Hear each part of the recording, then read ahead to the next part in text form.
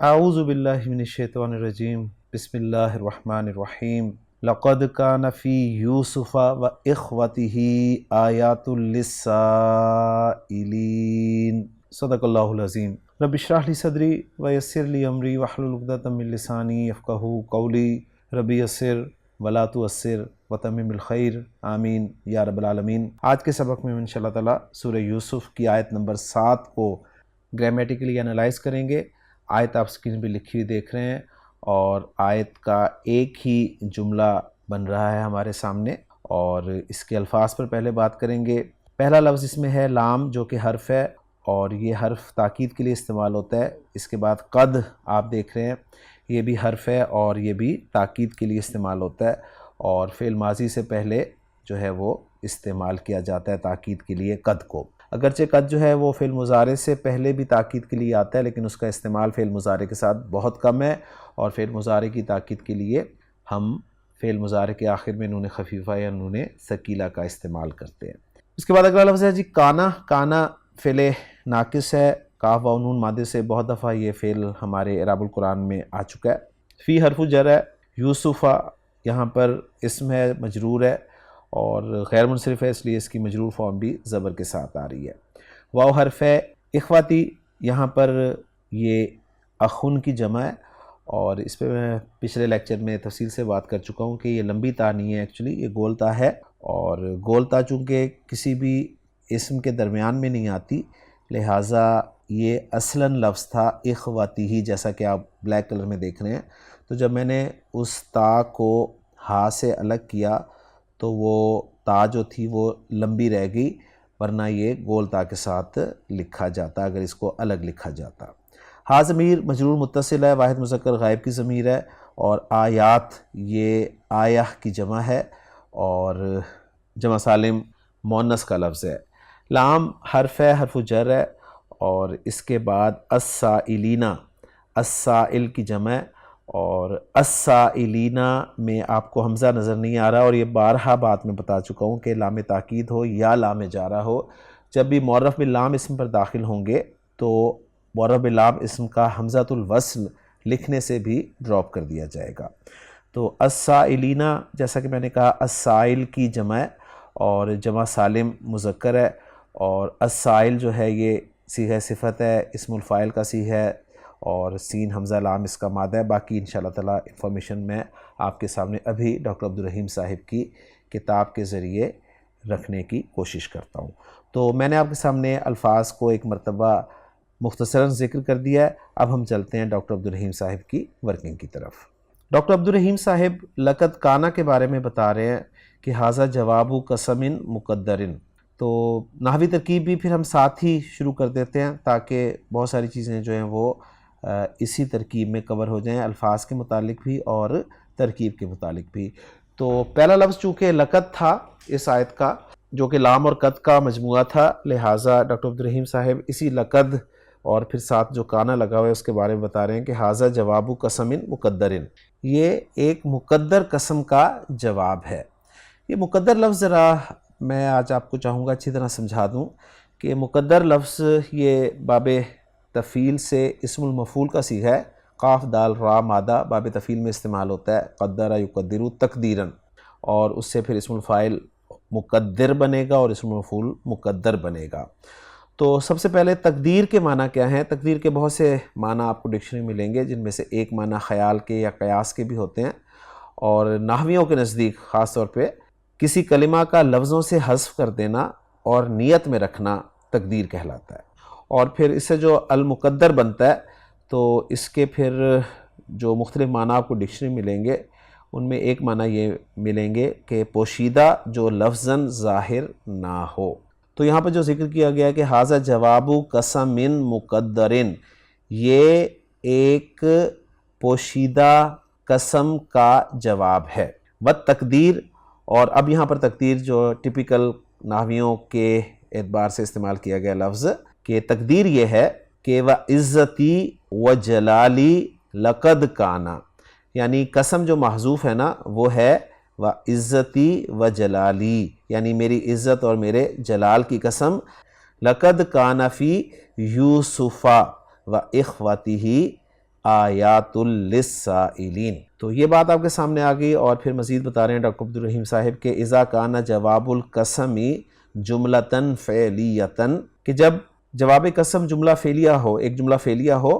اور مصدرتاً بفعل ماضٍ، اور وہ جملہ فعلیہ شروع ہو رہا ہو فعل ماضی کے ساتھ، اور وہ فعل ماضی بھی مثبتن ہو، یعنی مثبت ہو، متصرفن، اور متصرف بھی ہو، تو وجب توکیدہ باللام، تو واجب ہے اس کی تاکید لانا لام کے ساتھ، وقد، اور قد کے ساتھ۔ تو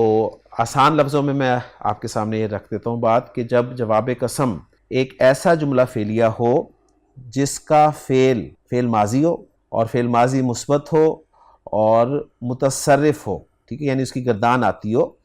تو پھر اس کی توکید جو ہے، اس کی تاکید وہ لام اور قد کے ذریعے لانا واجب ہوتا ہے۔ اور اس کی ایگزامپل وہ دے رہے ہیں ڈاکٹر عبدالرحیم صاحب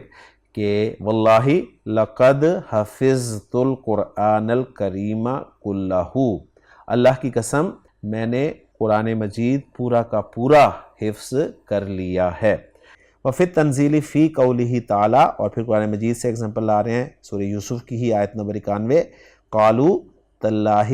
لقد آثرک اللہ علینا وَإِن كُنَّا لَخَاطِئِينَ۔ تو یہاں پر آپ بس صرف نوٹ کریں کہ تاللہ قسم کھائی گئی ہے، اور پھر جواب قسم جو ہے وہ لقد کے ساتھ آیا ہے، اس لیے کہ فعل جو ہے جواب قسم کا وہ ماضی ہے، مثبت ہے، اور متصرف ہے۔ تو یہ بہت اہم پوائنٹ ہے، آپ کے سامنے آ گیا کہ جب قرآن مجید میں آپ دیکھیں لقد آیا ہوا ہے تو اس کا مطلب ہے کہ وہ ایک مقدر قسم کا جواب ہے، اور بعض جگہ پر وہ قسم مل بھی جائے گی آپ کو، اور بعض جگہ پر وہ قسم مقدر ہوگی۔ جیسے کہ یہی ایگزامپل میں ابھی آپ کو دینے لگا تھا، لیکن ڈاکٹر عبدالرحیم صاحب نے نیچے ہی دے دی ہے، وَكَذَلِكَ فِي قَوْلِهِ تَعَالَى وَالتِّينِ وَالزَّيْتُونِ وَطُورِ سِينِينَ وَهَذَا الْبَلَدِ الْأَمِينِ لَقَدْ خَلَقْنَا الْإِنسَانَ فِي أَحْسَنِ تَقْوِيمٍ۔ تو شروع میں قسمیں آ گئیں، اور اس کے بعد جواب قسم جو ہے وہ لقد کے ساتھ شروع ہو رہا ہے، اس لیے کہ اس کا فعل جو ہے وہ فعل ماضی ہے، اور اس میں ساری شرائط پائی جا رہی ہیں۔ اسی طرح ایک ایگزامپل میں آپ کو سورہ بلد سے بھی دے دیتا ہوں کہ لا اقسم بہذا البلد وانت حل بہذا البلد ووالد وما ولد لقد خلقنا الانسان فی کبد۔ تو وہاں بھی بالکل یہی اسلوب ہے۔ تو پہلی بات آپ کے سامنے یہ آ گئی کہ لقد کانا، یہ جو جملہ شروع ہو رہا ہے یہ ایک محذوف قسم کا جواب ہے، اور محذوف قسم ڈاکٹر صاحب نے ذکر کر دیا ہے کہ وَعِزَّتِي وَجَلَالِي، پھر قسم اور جواب قسم مل کے جملہ قسمیہ بن جائیں گے۔ بہرحال ہم آگے چلتے ہیں ترکیب کی طرف۔ تو آگے آ رہا ہے کانا۔ کانا فعل ناقص ہے، اور ہم جانتے ہیں کہ جب بھی کانا فعل ناقص آتا ہے اس کا ایک اسم ہوتا ہے اور ایک خبر ہوتی ہے۔ اسم اس کا مرفوع ہوتا ہے اور خبر اس کی منصوب ہوتی ہے، اور خبر کی جگہ پر جملہ بھی آ سکتا ہے اور شبہ جملہ بھی آ سکتا ہے۔ تو کانا کے بعد ہمیں فوری طور پہ کوئی مرفوع اسم نظر نہیں آ رہا، اور جو نظر آ رہا ہے وہ ہے فی یوسف و اخوتہ، تو ہمیں جار مجرور نظر آ رہا ہے۔ تو یہ جار مجرور جو ہے یہ کانا کے لیے خبر مقدم بن جائے گا، اور پھر کانا کا اسم جو ہے جو کہ مرفوع ہوتا ہے وہ آیات کی صورت میں ہمیں آگے نظر آ رہا ہے۔ تو سمپل ہو گیا ہمارے لیے۔ پہلے ہم کانا کی خبر جو مقدم ہے اس کو انالائز کر لیتے ہیں، وہ ہے فی یوسف و اخوتہ۔ فی حرف جر ہے جس کا مجرور یوسف ہے، اور یوسف کے بعد چونکہ واو عاطفہ آ رہا ہے لہٰذا ہم یوسف کو معطوف علیہ قرار دیں گے، اور واو کے بعد جو اخوتہ آ رہا ہے جو کہ مضاف مضاف الیہ کا مجموعہ ہے اس کو ہم معطوف قرار دے دیں گے۔ پھر معطوف علیہ اپنے معطوف سے مل کر مجرور ہو جائے گا حرف جر فی کے لیے، اور فی حرف جر اپنے مجرور سے مل کر یہ خبر مقدم بن جائے گا کانا کی، اور اصل ہم جانتے ہیں کہ جو خبر ہے وہ محذوف ہے، اور اسی محذوف خبر کے یہ متعلق ہے۔ تو بہرحال ہمارا جو خبر والا کام تھا کانا کی وہ مکمل ہو گیا۔ اب ہم چلتے ہیں کانا کے اسم کی طرف، اور کانا کا اسم ہے آیاتن۔ تو آیاتن کانا کا اسم ہے، اس لیے آپ اسے مرفوع دیکھ رہے ہیں۔ اب یہاں پر ایک سوال فوراً پیدا ہوگا کہ کانا تو مذکر کا صیغہ ہے، اور آیاتن جو ہے یہ جمع سالم مؤنث ہے، اور کانا فعل ناقص ہے تو اس کا سلوک جو ہے وہ بالکل عام فعل کی طرح ہی ہوتا ہے نا، کہ جب کوئی بھی فعل استعمال ہوتا ہے اور اس کا فاعل اگر اسم ظاہر ہو تو ہم گردان سے صرف صیغہ نمبر 1 یا صیغہ نمبر 4 استعمال کر سکتے ہیں، مذکر کے لیے 1 اور مؤنث کے لیے 4۔ تو کانا کے ساتھ بھی بالکل اسی طرح کا سلوک کیا جاتا ہے کہ کانا کا اسم اگر ظاہر ہو تو کانا کی گردان سے صیغہ نمبر 1 یا 4 استعمال کیا جائے گا، 1 مذکر اسم کے لیے اور 4 مؤنث اسم کے لیے۔ تو یہاں پر کانا کا اسم آیات ہے جو کہ جمع سالم مؤنث ہے، تو یہ کانا کیوں استعمال ہوئے، یہاں پر کانت کیوں نہیں استعمال ہوا، یہ ایک سوال پیدا ہوتا ہے۔ تو اس کا جواب ڈاکٹر عبدالرحیم صاحب نے تفصیل سے دیا ہے،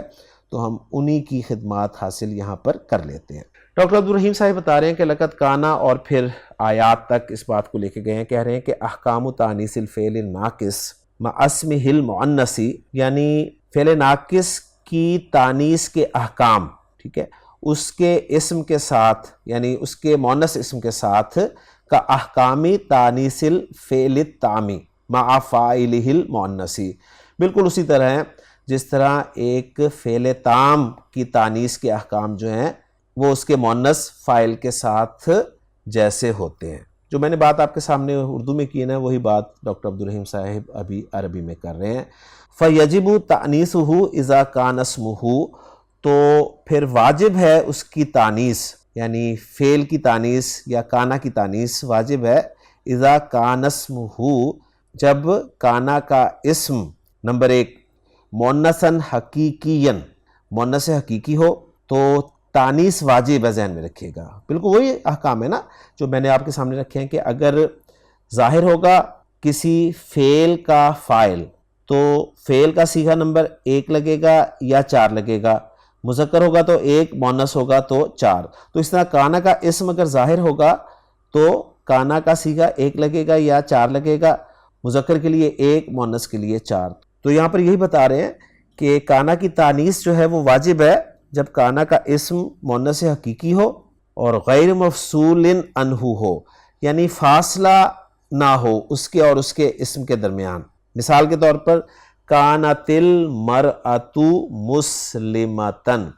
المرأۃ کانت کا اسم ہے اور مسلمتن کانت کی خبر ہے، اور کانت کیوں لگا ہوا ہے، اس لیے کہ کانا کا اسم جو ہے وہ مؤنث حقیقی ہے اور کانا اور اس کے اسم کے درمیان فاصلہ نہیں ہے، تو ایسی صورت میں واجب ہے کانا کا مؤنث آنا۔ دوسری صورت بتا رہے ہیں کہ ضمیراً یعود علی مؤنث حقیقیاً کانا ام غیر حقیقیاً، ایک ایسی ضمیر جو لوٹتی ہے کسی مؤنث حقیقی کی طرف چاہے وہ غیر حقیقی ہی کیوں نہ ہو۔ مثال کے طور پر المرأۃ کانت مسلمتن، النافذۃ کانت مغلقتن، 2 ایگزامپلس دیے ہیں، ایک مؤنث حقیقی کی دی ہے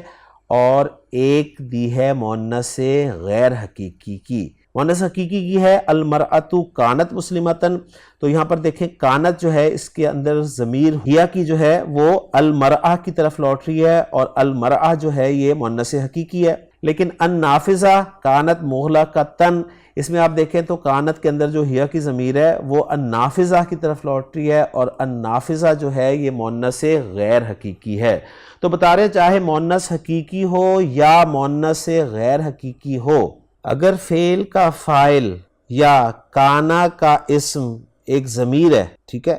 اور وہ ضمیر اس مؤنث اسم کی طرف لوٹ رہی ہے، تو بھی فعل کی اور کانا کی تانیث واجب ہے، ذہن میں رکھیے گا اچھی طرح۔ اور 2 ایگزامپل سے آپ کو بات انہوں نے سمجھا دی ہے، یعنی یہ 2 صورتیں ایسی ہیں جہاں پر فعل یا کانا جو ہے، میں ان دونوں کو الگ اس لیے کر رہا ہوں کہ فعل کو میں ایک فعل تام کے طور پہ لے رہا ہوں اور کانا کو میں فعل ناقص کے طور پہ لے رہا ہوں، صحیح ہے؟ تو فعل چاہے تام ہو چاہے ناقص ہو، صحیح، دونوں صورتوں میں بس فرق یہ ہوگا کہ فعل تام ہوگا تو اس کا فاعل ہوگا، فعل ناقص ہوگا تو اس کا فاعل نہیں ہوگا، اس کا اسم ہوگا۔ تو دونوں صورتوں میں فعل تام یا فعل ناقص کا مؤنث ہونا واجب ہے اگر فعل تام کا فاعل یا فعل ناقص کا اسم مؤنث حقیقی ہو اور اس کے اور فعل کے درمیان میں فاصلہ نہ ہو، ایک صورت، اور دوسری صورت یہ کہ فعل کا فاعل ایک ضمیر ہو، اور وہ ضمیر جو ہے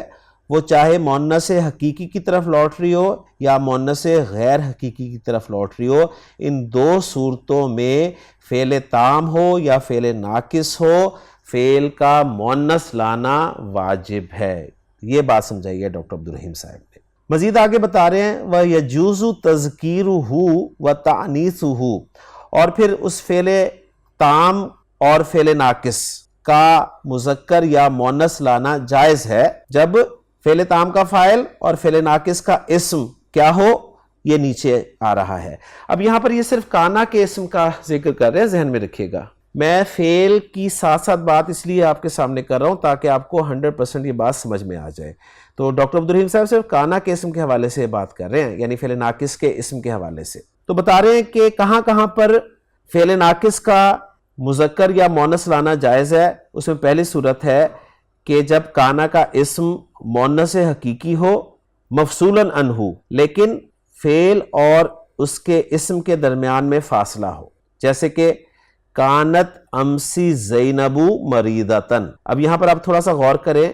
تو امسی کانا اور اس کے اسم کے درمیان میں آ گیا، اور زینب اگرچہ مؤنث حقیقی ہے تو یہاں پر ہم کانت کی جگہ پر کانا بھی لا سکتے ہیں، اس لیے انہوں نے ساتھ ہی بتا دیا کہ اس کو یوں بھی کہا جا سکتا ہے کہ کانا امسی زینب مریضتن۔ تو جہاں پر واجب تھا نا، وہاں پر وجوب سے نکل کر جائز صورتحال بن گئی، کب؟ جب کانا اور اس کے اسم کے درمیان میں فاصلہ آ جائے۔ اور دوسری وقت جب کانا یا کانت دونوں طرح لانا جائز ہے، وہ ہے جب اسم مؤنث غیر حقیقی ہو۔ مثال کے طور پر کانت السیارۃ جمیلۃ، اب کانا کا اسم جو ہے وہ السیارہ ہے اور یہ غیر حقیقی مؤنث ہے، لہٰذا آپ کانت کی بجائے کانا بھی لگا سکتے ہیں۔ اور اب اس کو سمرائز کر رہے ہیں آخری بات میں کہ ذکرت کانا فی ہذہ الآیۃ، اس آیت میں کانا کو جو مذکر لایا گیا ہے وہ اس لیے لایا گیا ہے کہ لِأَنَّ اسمہا، اس لیے کہ اس کا اسم آیات مؤنث غیر حقیقی، مؤنث غیر حقیقی ہے، وَهُوَ مفصول عنہا ایضاً، اور کانا اور اس کے اسم کے درمیان فاصلہ بھی ہے۔ تو دو وجوہات ہو سکتی ہیں یہاں پر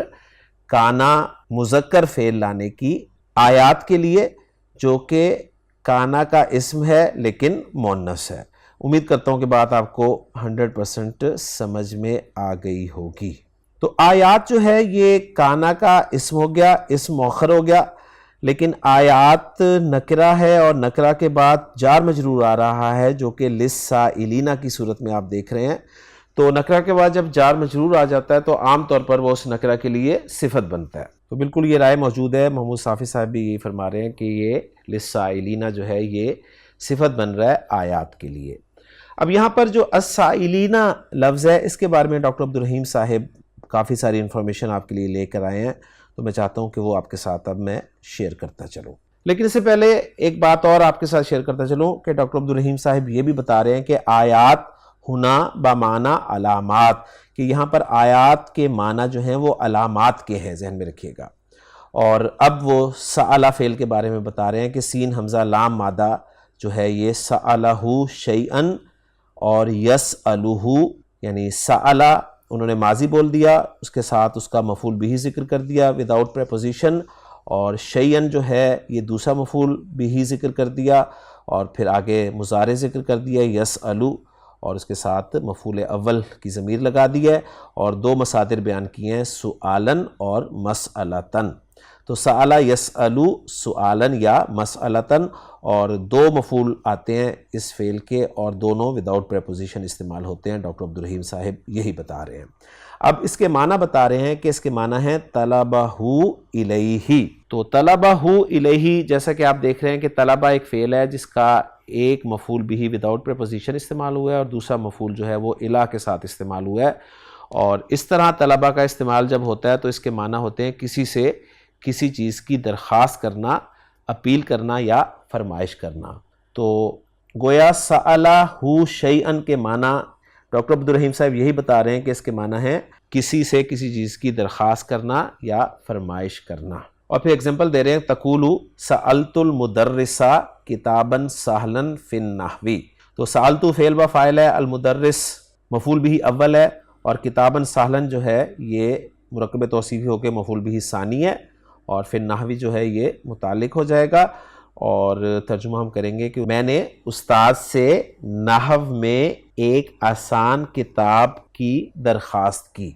مانگی یہ بھی کہہ سکتے ہیں ہم اسے، مانگنا کے معنی میں بھی ہوتا ہے۔ یا پھر مزید بتا رہے ہیں کہ ای طلبت الیہ، یعنی میں نے ان سے مانگی، یہ معنی ہوگا ان سے درخواست کی۔ وتقولو، اور آپ یہ کہیں گے سألت المدیرہ، میں نے پرنسپل سے سوال کیا۔ لفظی ترجمہ پہلے آپ کے سامنے رکھ دوں، پھر اس کے بعد اس کو ہم با محاورہ ترجمے میں لے کے آئیں گے کہ این یسمح لی بالسفری، کہ وہ مجھے سفر کی اجازت دیں۔ تو گویا درخواست کرنے کے معنی میں آ گیا نا، ای طلبت الیہ السماح بالسفری، کہ میں نے ان سے سفر کی اجازت مانگی، یعنی سفر کرنے کی درخواست کی۔ اور پھر قرآن مجید سے اگزامپل دے رہے ہیں کہ وفی التنزیل وَأْمُرْ أَهْلَكَ بِالصَّلَاةِ وَاسْتَبِرْ عَلَيْهَا لَا نَسْأَلُكَ رِزْقًا، لا نسألُكَ رِزْقًا، یہاں پر آپ کو واضح ہو جائے گا نسألو فعل بفاعل کاف ضمیر منصوب متصل مفعول بھی اول ہے، اور رزقًا جو ہے یہ مفعول بھی ثانی ہے، یعنی ہم آپ سے کسی رزق کا سوال نہیں کرتے، یعنی ہم آپ سے کسی رزق کی فرمائش نہیں کرتے، ہم آپ سے کسی رزق کی درخواست نہیں کرتے، یا ہم آپ سے کوئی رزق نہیں مانگتے۔ نحن نرزقک، ہم تمہیں رزق دیتے ہیں، والعاقبۃ للتقویٰ۔ اور پھر حدیث میں ذکر کر رہے ہیں اسی لفظ کا استعمال کہ وفی الحدیث اللہم انی اسألک العفو والعافیۃ فی الدنیا والآخرہ، کہ اللہ میں تجھ سے دنیا اور آخرت میں عفو اور عافیہ کا سوال کرتا ہوں، یعنی تجھ سے مانگتا ہوں میں۔ تو دیکھیں دونوں مفعول وداؤٹ پریپوزیشن استعمال ہو رہے ہیں۔ مزید بتا رہے ہیں کہ سألا یسألو جو ہے یہ اس طرح بھی استعمال ہوتا ہے کہ اس کا دوسرا مفعول جو ہے اس پر ان داخل ہوتا ہے۔ تو بتا رہے ہیں کہ وَسَأَلَهُ عَنِ الشَّيْءِ، یعنی پہلا مفعول تو ہا ضمیر جو سألا کے ساتھ لگی ہوئی ہے، اور دوسرا مفعول جو ہے اس کے ساتھ ان کا استعمال ہوا ہے، اور اس کے معنی بتا رہے ہیں کہ استخبرہ عنہ۔ استخبرہ یستخبرو کے معنی ہوتے ہیں کسی سے خبر دریافت کرنا یا معلومات کرنا، یعنی کسی چیز کے بارے میں سوال کرنا، یہ معنی ہوں گے پھر جب یہ ان کے ساتھ استعمال ہوتا ہے، جب اس کا دوسرا مفعول ان کے ساتھ آتا ہے۔ اور تقولو اس کی مثال دے رہے ہیں کہ لِنَسْأَلِ الْمُدِيرَ عَنِ الْإِمْتِحَانِ مَتَى يَكُونُ، کہ let us ask the principal about the exams، یعنی آؤ پرنسپل سے امتحان کے بارے میں سوال کریں کہ وہ کب ہوگا۔ اور فی التنزیلی، اور قرآن مجید کے حوالے سے آیت دے رہے ہیں کہ یا ایھا الذین آمنوا لا تسألوا عن اشیاء، مت سوال کرو چیزوں کے بارے میں۔ تو یہاں پر گویا مانگنا کا مفہوم نہیں ہے بلکہ سوال کرنا کا مفہوم ہے، کیونکہ اردو زبان میں یہ سوال کرنا ہے نا، یہ دو معنی میں استعمال ہوتا ہے، ایک مانگنا اور ایک پوچھنا۔ تو اگر تو مانگنا کے معنی میں ہے سأل یسألو تو اس کے دونوں مفعول وداؤٹ پریپوزیشن استعمال ہوں گے، اور اگر پوچھنا کے معنی میں ہے سأل یسألو تو جو دوسرا مفعول ہے اس پر ان کا صلہ یا ان کی پریپوزیشن استعمال ہوگی۔ اور پھر مزید بتا رہے ہیں وَيُقَالُ أَيْضًا، اور اس طرح بھی کہا جاتا ہے کہ سألہ بِشَيْءٍ، یعنی ان کی پریپوزیشن بھی لگ سکتی ہے پوچھنے کے معنی میں، اور با کی پریپوزیشن بھی استعمال ہو سکتی ہے ای انہو، اور اس کی اگزامپل قرآن مجید سے دی ہے کہ الذی خلق السماوات والارض وما بینہما فی ستۃ ایام ثم استوی علی العرش الرحمن فاسأل بہ خبیرا، تو گویا یہ فاسأل عنہ خبیرہ کے معنی میں ہے۔ اور اسی طرح سورہ معارج کی پہلی آیت کہ سأل سائل بعذاب واقع، تو یہاں پر انہوں نے عذاب جو واقع ہونے والا ہے اس کو مانگا نہیں ہے بلکہ اس کے بارے میں سوال کیا، پوچھا ہے۔ پھر مزید بتا رہے ہیں کہ والامر منہ سل، اور سأل یسأل سے جو فعل امر بنتا ہے وہ بنتا ہے سل، وہو من سأل یسأل بتسہیل الحمزۃ کما فی قولہ تعالی، تو یہ حمزہ کی تسہیل کے ساتھ ہے جیسا کہ اللہ تعالیٰ نے فرمایا کہ سل بنی اسرائیل کم آتیناہم من آیت بینہ، تو سل اس کا فعل امر استعمال ہوتا ہے حمزہ کی تسہیل کے ساتھ، یہ آیت جو تھی اس کا ریفرنس سورہ بقرہ 211 آیت اور پھر مزید سورہ قلم کی ایک آیت کا ریفرنس دیا ہے کہ سلہم ایہم بذالک زعیم۔ تراجم میں ان آیات کے اس لیے نہیں کر رہا کہ آپ ان کے تراجم جو ہیں وہ کہیں سے بھی دیکھ سکتے ہیں، کیونکہ ریفرنسز سب موجود ہیں تو آپ کے لیے ترجمہ دیکھنا کوئی مشکل نہیں ہوگا، یعنی کچھ کام میں آپ کے لیے بھی چھوڑ رہا ہوں۔ مزید بتا رہے ہیں کہ وَإِذَا وُصِلَ بِالْوَاوِ أَوِ الْفَاءِ، جب اس سل کو ملایا جاتا ہے واو کے ساتھ یا فا کے ساتھ تو قیلا اسأل، پھر اسأل جو ہے وہ کہا جاتا ہے، جیسے کہ اللہ تعالیٰ کے قول میں ہے وَاسْأَلُوا اللَّهَ مِن فَضْلِهِ۔ تو یہاں پر دیکھیں یہ سلو نہیں کہا ہے، اس کو اسألو کہا ہے، اس لیے کہ اسے واو کے ساتھ ملایا گیا ہے۔ اور پھر ایک اور آیت کا ریفرنس ہے سورہ نحل کی کہ وَمَا أَرْسَلْنَا مِن قَبْلِكَ إِلَّا رِجَالًا نُوحِي إِلَيْهِمْ فَاسْأَلُوا أَهْلَ الذِّكْرِ إِن كُنتُمْ لَا تَعْلَمُونَ، یہاں پر فا کے ساتھ ملایا گیا ہے اور پیچھے واو کے ساتھ ملایا گیا ہے۔ تو وہی بتا رہے ہیں کہ جب سل سے پہلے واو یا فا آ جائے تو پھر سل نہیں پڑھا جائے گا بلکہ اسأل پڑھا جائے گا۔ اور ذہن میں رکھیے گا کہ یہ جو لفظ استعمال ہوئے تسہیل، تسہیل جو ہے یہ باب تفعیل کا مصدر ہے، سین حال عام مادہ سہل یسہل تسہیلا، جس کے لغوی معنی آسان کرنا کے ہوتے ہیں۔ تو الحمدللہ جی آیت ہماری مکمل ہو گئی ہے، ترکیب بھی مکمل ہو گئی ہے، اور اینڈ اگر ہم ترکیب کا کرنا چاہیں تو گویا یہ پورا جملہ جو ہے لقد کان فی یوسف و اخوتہ آیات للسائلین، یہ ایک جملہ جواب قسم بن رہا ہے، جس کا قسم والا جملہ جو ہے وہ محذوف ہے، اور پھر قسم اور جواب قسم مل کے جملہ قسمیہ بن رہے ہیں۔ اور جواب قسم والا جملہ میں ایک مرتبہ پھر آپ کے لیے آسانی کے لیے ذکر کر دوں کہ یہ کانا سے فعل ناقص سے شروع ہو رہا ہے، جس کا اسم آیات ہے اور خبر فی یوسف و اخوتی ہی ہے۔ گویا فعل ناقص کانا اپنے اسم مؤخر اور خبر مقدم سے مل کر جملہ فعلیہ ہو کر جواب قسم بن رہا ہے۔ محمود صافی صاحب کی ایفرٹ جو جملوں کے اعراب کے حوالے سے وہ بھی دیکھتے چلتے ہیں، تو بتا رہے ہیں کہ جملہ کانا فی یوسف آیات تک یہ لا محلہ لہا جواب قسم مقدرن ہے، تو بالکل وہی بات کی ہے انہوں نے بھی، اور وہ جملہ قسم المقدرہ یعنی وہ جو قسم مقدر ہے وہ لا محلہ لہا استئنافیہ قرار دیا جائے گا، کیونکہ جملہ نیا شروع ہو رہا ہے تو اس کو جملہ مستانفہ کہہ دیں گے۔ تو آیت مکمل ہو گئی ہے، بس آیت کا اتھینٹک ترجمہ دیکھتے چلتے ہیں۔ آیت کا اتھینٹک ترجمہ کیا ہے عبدالسلام صاحب نے کہ لقد کان فی یوسف و اخوتہ آیات للسائلین، بلا شبہ یقیناً یوسف اور اس کے بھائیوں میں سوال کرنے والوں کے لیے بہت سی نشانیاں ہیں۔ تو یہاں پر آیات